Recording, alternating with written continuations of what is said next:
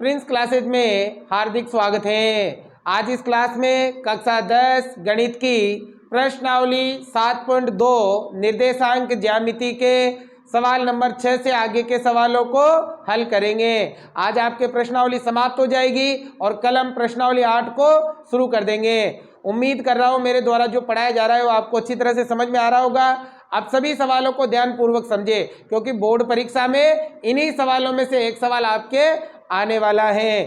तो चलिए स्टार्ट करते हैं। इससे पहले समझ में आता है तो आपको गुरु दक्षिणा के तौर पर एक लाइक करना है, चैनल पर नए हो तो सब्सक्राइब करना है और वीडियो को आपको अधिक से अधिक शेयर करना है ताकि सभी गरीब छात्रों तक ये पहुंच सके और उनको भी अच्छी कोचिंग मिल सके। तो चलिए स्टार्ट करते हैं। सवाल नंबर 6, क्वेश्चन को ध्यान से पढ़ना, समझना, उसके बाद हल करना है। क्या लिखा है?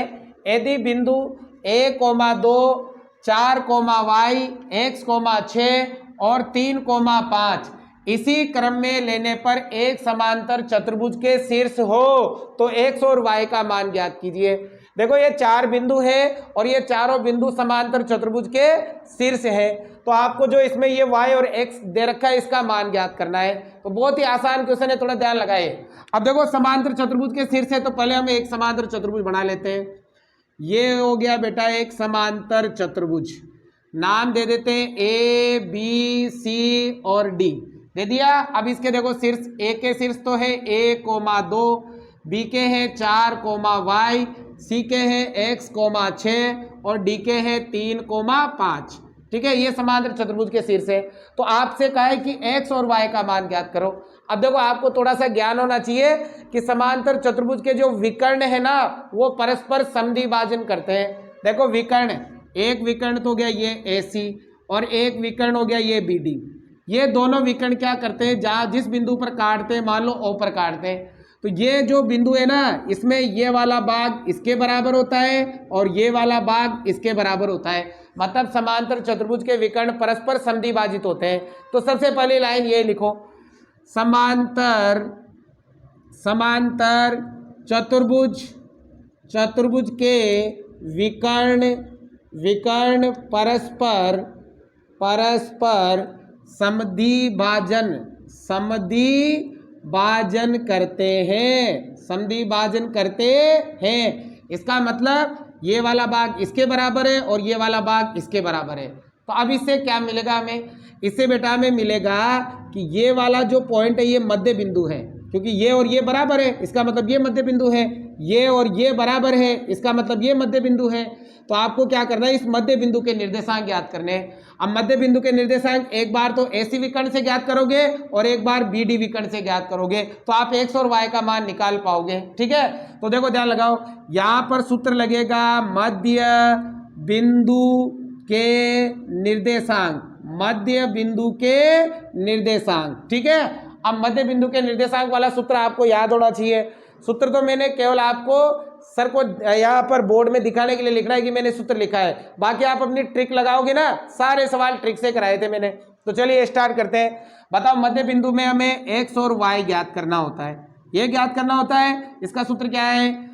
x2 + x1 / 2, ये तो है x के लिए, और y का क्या है?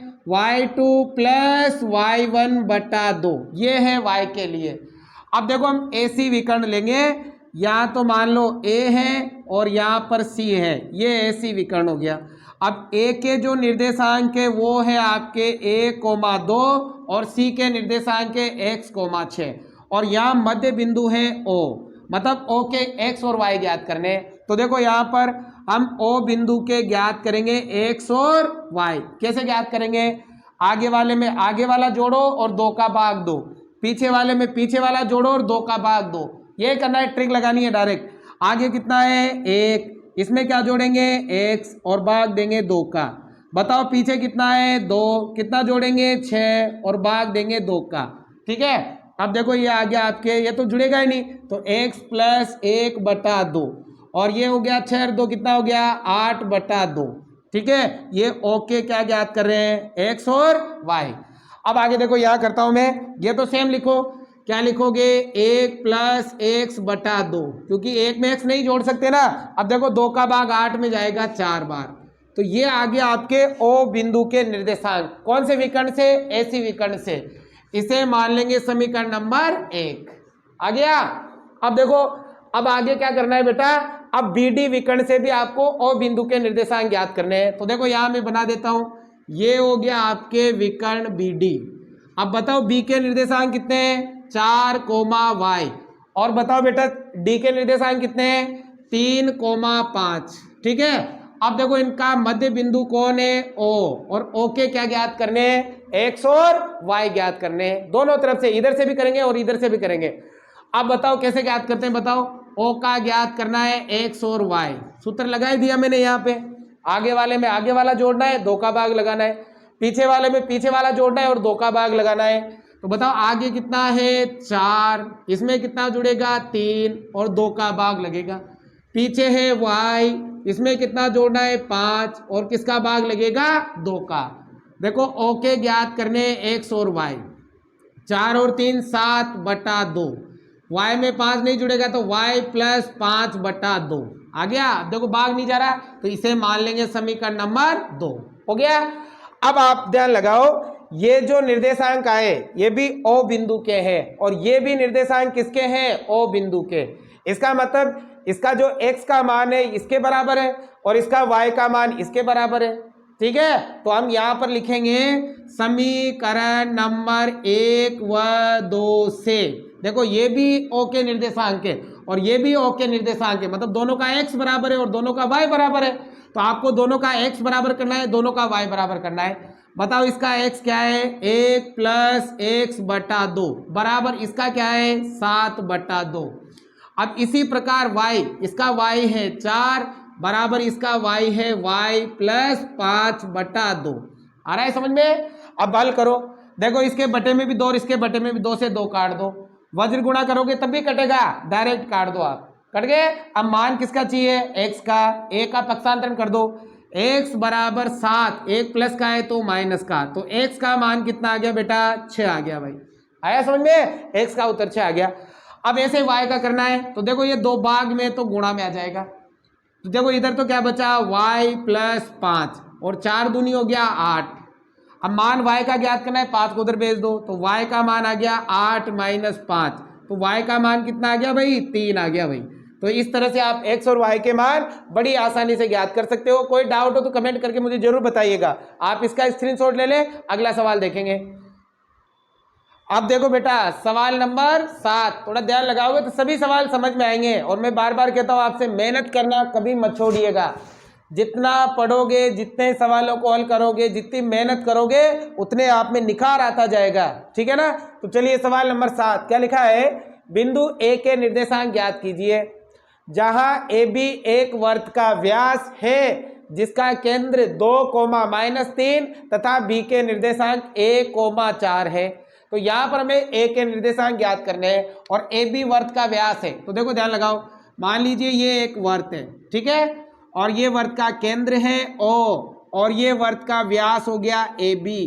व्यास केंद्र से गुजरता है, मतलब केंद्र व्यास केंद्र से गुजरता है और व्यास है ए बी। ठीक है। अब देखो बेटा यहाँ पर आपको क्या दे रखा है? जहां पर वृत्त का व्यास है जिसका केंद्र मतलब यहाँ पर निर्देशांक है 2, -3। ठीक है।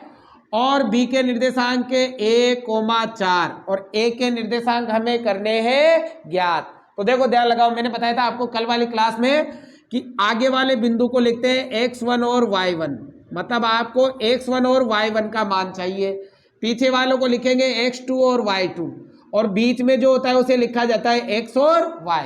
ठीक है। अब एक और चीज देखो, यहाँ पर आपको x1 और y1 का मान ज्ञात करना है। अब यहाँ देखो ध्यान लगाओ, ये केंद्र से परिधि तक की दूरी क्या कहलाती है? त्रिज्या। और इधर भी ये केंद्र से परिधि तक की दूरी क्या कहलाती है? त्रिज्या। और वृत्त की सभी त्रिज्याएं बराबर होती है, मतलब ये वाला पार्ट और ये वाला पार्ट बराबर है। अगर बराबर है तो ये O क्या है? ए बी का मध्य बिंदु है। तो यहां पर भी लगेगा मध्य बिंदु के निर्देशांक वाला सूत्र जो अभी लगाया हमने पिछली क्लास में। मध्य बिंदु के निर्देशांक वाला सूत्र लगाओगे तो ओके आपको x1 और y1 ज्ञात हो जाएगा। कैसे? देखो ध्यान लगाओ, सबसे पहले तो देखो ये लिखो, ओ ए बराबर है ओ बी के। क्यों बराबर है? क्योंकि ये वृत्त की त्रिज्याएं हैं। त्रिज्या है, इसलिए ओ क्या है, ए बी का मध्य बिंदु है भाई। मध्य बिंदु है तो सूत्र लगेगा मध्य बिंदु के निर्देशांक। अब देखो मध्य बिंदु के निर्देशांक में भी आप x वाला अलग लगाओगे और y वाला अलग लगाओगे, क्योंकि x1 और y1 का ज्ञात करना है। अगर x y ज्ञात करना हो तो दोनों एक साथ लग जाते हैं, अलग अलग लगेगा। तो यहाँ लगेंगे मध्य बिंदु के निर्देशांक। अब देखो मध्य बिंदु के निर्देशांक में x का सूत्र तो क्या होता है, x2 प्लस x1 बटा 2, और y का सूत्र क्या होता है, y2 प्लस y1 बटा 2, ये होता है। अब चलिए स्टार्ट करते हैं। x का मान 2 बराबर x2 1 प्लस x1 मुझे करना है ज्ञात और बटे में 2। समझ में आ रहा है, 2 भाग में तो काय में आ जाएगा, गुणा में। तो ये तो क्या है, 1 प्लस x1 बराबर 2 दूनी 4। मान x1 का चाहिए तो 1 को उधर भेज दो, तो x1 का मान आएगा 4 माइनस 1, तो x1 का मान आ गया भाई 3 आ गया। अब ऐसे यहाँ ज्ञात करो, y का मान है माइनस का 3 बराबर y2 4, y1 मुझे करना है ज्ञात और बटे में 2। अब वही 2 भाग में तो गुणा में, इधर तो क्या बचा, 4 प्लस y1, 3 दूनी 6, किसका, माइनस का, प्लस माइनस माइनस हो जाएगा। y1 ज्ञात करना है, 4 को उधर भेज दो, तो y1 आएगा माइनस का, अच्छा तो ऐसे प्लस का है तो माइनस का, तो y1 देखो दोनों जुड़ेंगे लेकिन चिन्ह माइनस का हो गया 10 आ गया। तो बताओ बिंदु ए के निर्देशांक क्या होंगे, बिंदु ए के निर्देशांक बताओ क्या होंगे, x का मान तो है 3 और y का मान है माइनस का 10। कोई डाउट हो तो कमेंट करके लिख दीजिएगा मुझे, बहुत आसान बहुत इजी सवाल है सारे के सारे। अब देखो सवाल नंबर 8, यदि a और b क्रमशः -2,2 और 2-2,-4 हो तो बिंदु P के निर्देशांक ज्ञात कीजिए, ताकि AP बराबर 3/7 AB हो और P रेखाखंड AB पर स्थित हो। देखो ध्यान से समझना, 2 बिंदु हैं और मैंने कहा था 2 बिंदुओं के बीच में और शब्द आ जाए तो एक बिंदु आएगा इधर और एक बिंदु आएगा इधर। देखो एक बिंदु तो यहाँ पर है और एक बिंदु यहाँ पर है। ये तो है A जिसके निर्देशांक है -2,2 और ये है B जिसके निर्देशांक है 2,-4। ये इन दोनों बिंदुओं को मिलाने वाला रेखाखंड हो गया भाई, AB रेखाखंड हो गया। अब देखो एक P बिंदु के निर्देशांक ज्ञात करने और P रेखाखंड AB पर स्थित है। ये जो P है ये कई रेखाखंड AB पर मान ले यहाँ पर है P है। अब इस P के निर्देशांक ज्ञात करने, ठीक है। अब देखो बताओ क्या करते हैं, आगे वालों को x1 और y1, पीछे x2 और y2, और जो ज्ञात करना होता है उसे x और y लिखते हैं। अब हमें x और y ज्ञात करना है। अब देखो यहाँ x1 भी है y1 भी है, x2 भी है y2 भी है, हमें p का xy ज्ञात करना है। p का xy कैसे ज्ञात होगा, जब यहाँ क्या होगा हमारे पास, अनुपात, क्योंकि यहाँ विभाजन सूत्र काम आएगा अनुपात वाला। अब अनुपात तो दे नहीं रखा, अनुपात की जगह ये चीज दे रखी है। बताओ क्या दे रखा है, AP बराबर 3/7 AB। अब बेटा यहाँ से हम अनुपात निकालेंगे। अनुपात कैसे निकलेगा, देखो ये AB गुणा है तो भाग में, तो AP बटा AB बराबर 3/7, मतलब AP में और AB में कितना अनुपात है, 3:7 है।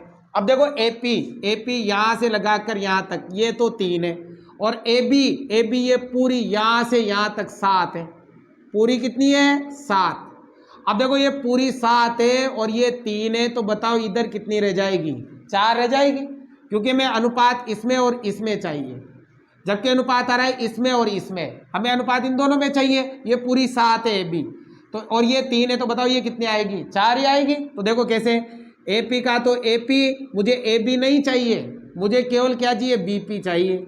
अब देखो AP तो वही 3 है, अब BP कैसे ज्ञात होगी, पूरी 7 है, इसमें से कितने घटाएंगे, 3, तो बताओ ये आएगा 3/4, मतलब अनुपात कितना गया बताओ, यहाँ पे अनुपात आ गया आपके 3:4, और अनुपात को लिखते हैं M1:M2 से। आगे समझ में। अब हमें x और y बड़ी आसानी से ज्ञात कर सकते हो, पहले सिखाया हमने कल वाली क्लास में। तो देखो यहाँ कौन सा सूत्र लगेगा, यहाँ लगेगा विभाजन सूत्र।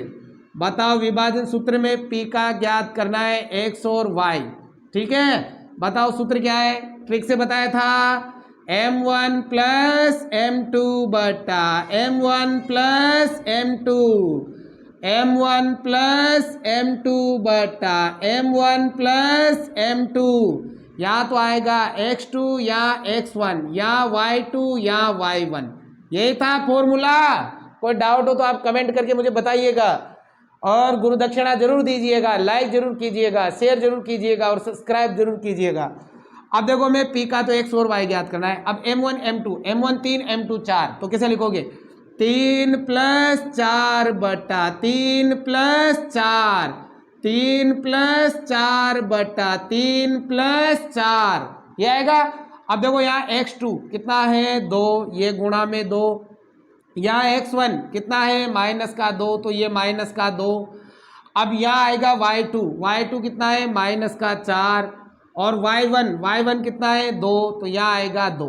ठीक है, हल करेंगे तो आराम से समझ जाओगे। देखो यहाँ पर आगे ये हो गया आपके 3 दूनी 6 और प्लस माइनस माइनस 4 दूनी 8, 4 दूनी 8, और बटे में देखो 3 और 4 7, कोमा 4 3 12 प्लस माइनस माइनस, और प्लस 4 दूनी 8 और 4 और 3 कितने हो गए 7।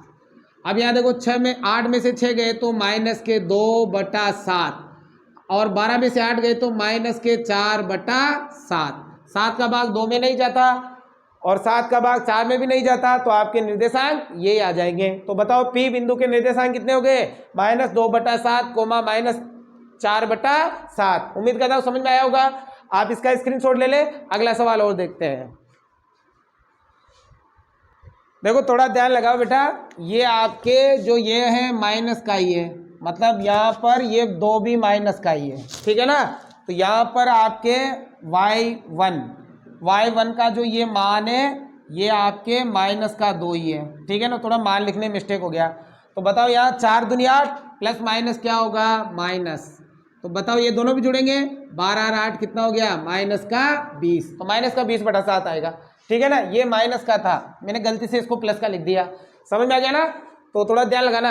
अगला देखो, अब देखो बेटा सवाल नंबर 9, ध्यान लगाना, बड़ी आसानी समझ में आएगा। क्या लिखा है, बिंदुओं a माइनस 2,2 और b 2,8 को जोड़ने वाले रेखाखंड AB को 4 बराबर भागों में विभाजित करने वाले बिंदुओं के निर्देशांक ज्ञात कीजिए। कल की क्लास में भी किया था हमने ऐसा सवाल, उसमें हमने 3 बराबर भागों में बांटा था। सम त्रिभाजित करने वाले बिंदुओं के निर्देशांक ज्ञात किए थे ना। चलिए स्टार्ट करते हैं। तो देखो मैंने कहा था जब भी 2 बिंदुओं के बीच में और शब्द आ जाए तो एक बिंदु आएगा इधर और एक बिंदु आएगा इधर। ये वाला बिंदु A है माइनस 2,2 और ये B है 2,8। अब इन दोनों को जोड़ने वाला ये रेखाखंड हो गया भाई। अब इसको 4 भागों में बांटना है। अब 4 बराबर भागों में बांटना है तो कितने पॉइंट लगेंगे, 3 पॉइंट लगेंगे, है ना। मान लो 1 पॉइंट यहाँ लगा दिया, 1 पॉइंट यहाँ लगा दिया और 1 पॉइंट यहाँ लगा दिया। तो देखो 1 भाग, 2 भाग, 3 भाग, 4 भाग हो गए।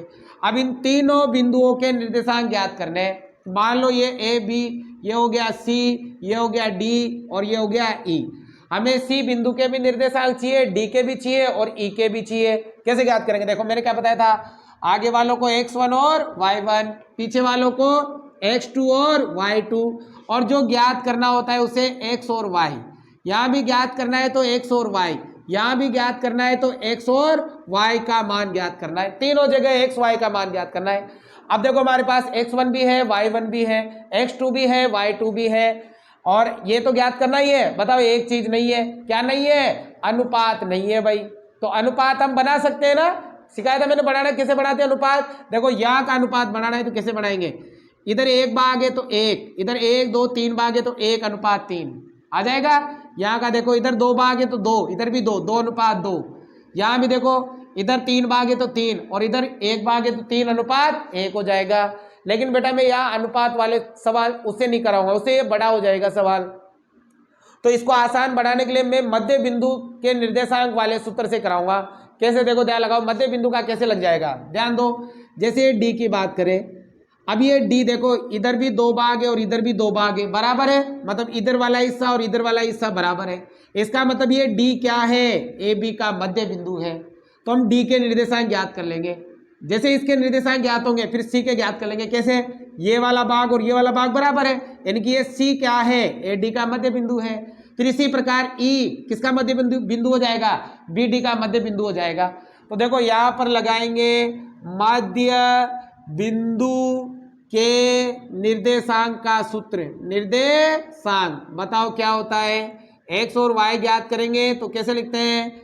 x2 प्लस x1 बटा 2 और y2 प्लस y1 बटा 2, ये होता है फॉर्मूला। अब देखो बेटा, सबसे पहले d क्या है? ए बी का मध्य बिंदु। d क्या है? ए बी का मध्य बिंदु है ना, क्योंकि इधर वाला पार्ट बराबर है तो डी ए बी का मध्य बिंदु हो जाएगा। इसका मतलब हम पहले ज्ञात करेंगे d का x और y।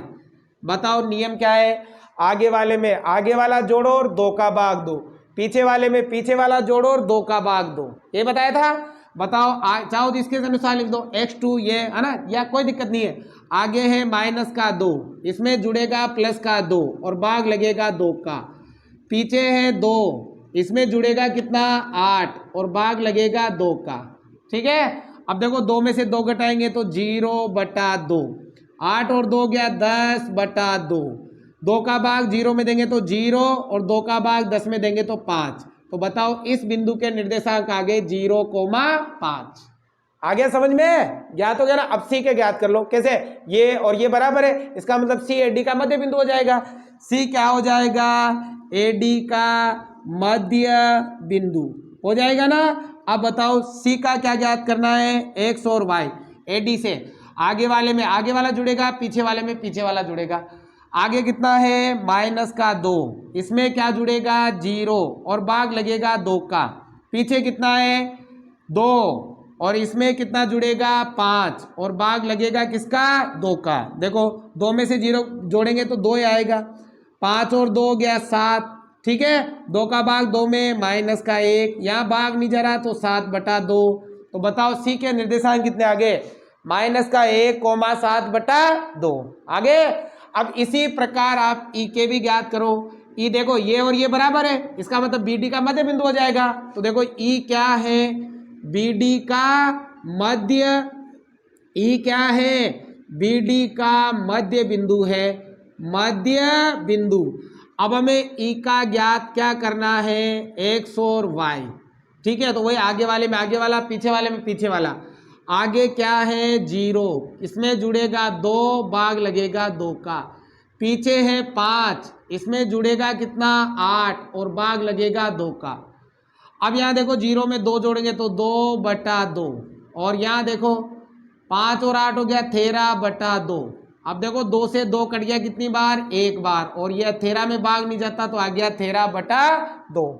आगे तो ये समत्रि इन ए और बी को 4 बराबर भागों में बांटने वाले बिंदुओं के निर्देशांक आ चुके हैं। कोई डाउट हो तो कमेंट जरूर करिएगा, है ना? समझ में नहीं आया तो करा करो, ताकि मैं भी अपने आप में इम्प्रूव करने का प्रयास करूं। वैसे इम्प्रूव तो बहुत हो चुका हूं। सुबह 7 बजे से चलती है क्लासें, शाम को 8 बजे तक कंटिन्यू चलता हूँ। 12 घंटे पढ़ा रहा हूँ मैं रेगुलर। तो आप भी मेहनत करो, मेहनत करोगे चाहे कितना भी थक जाओ, कितने भी पैर लड़खड़ाए, लेकिन अपने को घबराना नहीं है। मेहनत ही आपको सफलता दिलाएगी, ये आपको जीत दिलाएगी। ठीक है बेटा, चलिए सवाल नंबर 10 करते हैं। देखो सवाल नंबर 10, एक समचतुर्भुज का क्षेत्रफल ज्ञात कीजिए जिसके शीर्ष इसी क्रम में, ये शीर्ष दे रखे समचतुर्भुज के और इसका क्षेत्रफल ज्ञात करना है। तो देखो एक चित्र बना लेते हैं। पहले तो मैं बनाता हूँ समचतुर्भुज। तो देखो ये एक समचतुर्भुज, नाम है ए बी सी और डी। ठीक है, ए के निर्देशांक है 3,0, बी के है 4,5, सी के है -1,4 और डी के है -2,-1। अब समचतुर्भुज में क्या होता है? जिसकी चारों भुजाएं बराबर हो उसे हम समचतुर्भुज कहते हैं, है ना? अब समचतुर्भुज का क्षेत्रफल ज्ञात करने का सूत्र आपको याद होना चाहिए। समचतुर्भुज का क्षेत्रफल का सूत्र आपकी किताब में संकेत में भी दे रखा है।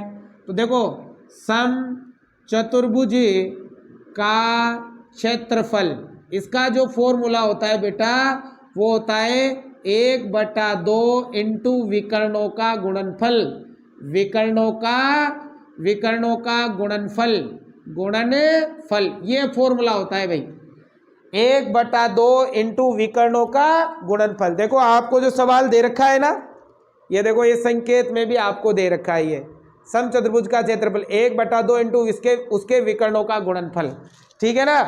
अब देखो अगर आपको समचतुर्भुज का क्षेत्रफल ज्ञात करना है तो आपको उसके विकर्ण पता होने चाहिए। अब विकर्ण तो नहीं पता है तो विकर्ण हम पता करेंगे। एक विकर्ण तो ये हो गया AC और एक विकर्ण हो गया BD। पहले AC विकर्ण पता कर लेते हैं। अब AC विकर्ण की लंबाई चाहिए मैं, ये वाली लंबाई मतलब दूरी। तो बताओ कौन सा सूत्र लगेगा दूरी वाला सूत्र लगेगा। दूरी वाला सूत्र लगेगा ना, क्योंकि AC विकर्ण दूरी से ज्ञात किया जा सकता है। तो दूरी का सूत्र लगाओ यहाँ पर। दूरी का जो आपने प्रश्नावली 7.1 में समझा है, बताओ सूत्र क्या है। x2 माइनस x1 का whole square plus y2 minus y1 का होल स्क्वायर। अब हम विकर्ण AC की दूरी ज्ञात कर रहे हैं भाई, विकर्ण AC, तो सूत्र का तो वही अंडर, ये AC विकर्ण। अब बताओ मैंने ट्रिक क्या बताई थी, आगे वाले में से आगे वाला घटाओ, पीछे वाले में से पीछे वाला घटाओ। अगर अलग अलग चिन्ह है, असमान चिन्ह है तो जोड़ करो और समान चिन्ह है तो बाकी करो। बताया था ट्रिक।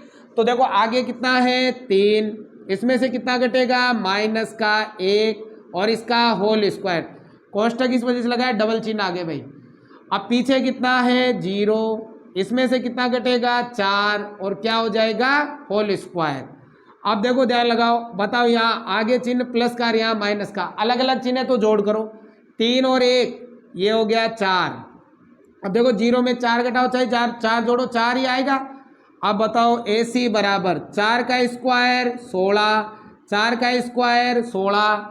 अब बताओ इनको कैसे लिख सकते हैं, 2 बार है तो ये लिखो 2 इंटू 16 लिख सकते हैं। 16 और 16 32 होता है, यहाँ भी 16 दूनी 32 होता है। अब बताओ इन दोनों में से किसका वर्गमूल निकलेगा, इसमें से 16 का कितना 4 और √2 क्या आएगा मात्रक। तो बताओ ये कौन से विकर्ण की लंबाई आ गई, AC विकर्ण की। अब इसी प्रकार से हम BD विकर्ण की लंबाई भी ज्ञात कर लेंगे। अब बताओ विकर्ण कौन सा ज्ञात करेंगे बेटा, BD। अब वही सूत्र का तो अंडर लगेगा, आगे वाले में से आगे वाला, पीछे वाले में से पीछे वाला घटाना है। आगे है माइनस का 2, इसमें से कितना घटेगा 4 होल स्क्वायर। पीछे है माइनस का 1, इसमें से कितना घटेगा 5 और हो जाएगा होल स्क्वायर। अब बताओ नियम क्या बताया मैंने, आगे चिन्ह प्लस माइनस का, यहाँ प्लस का, अलग अलग है तो जोड़ करो। 4 और 2 हो गए भाई 6, चिन्ह से कोई फर्क नहीं पड़ेगा। यहाँ तुम सोचो माइनस का आ जाएगा तो उससे कोई फर्क नहीं पड़ रहा, क्योंकि स्क्वायर होती है संख्या वापस प्लस की हो जाती है। अब पीछे भी माइनस का, यहाँ प्लस का, यहाँ भी जुड़ेगा। 5 और 1 हो गया 6 का स्क्वायर।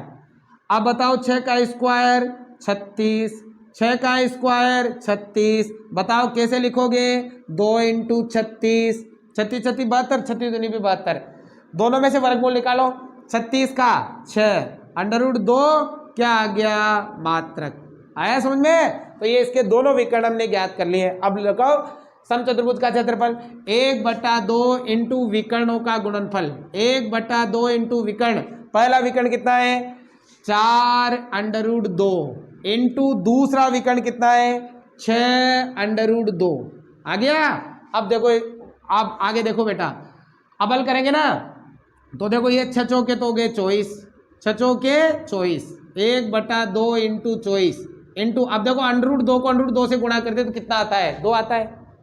2 दूनी 4 हो गया, 4 का वर्गमूल निकालो 2 आता है, तो इसका मान हो गया 2, 2 से 2 खत्म। बताओ कितना आ गया 24 वर्ग मात्रक, क्योंकि क्षेत्रफल है इसलिए काय में आएगा वर्ग में आएगा।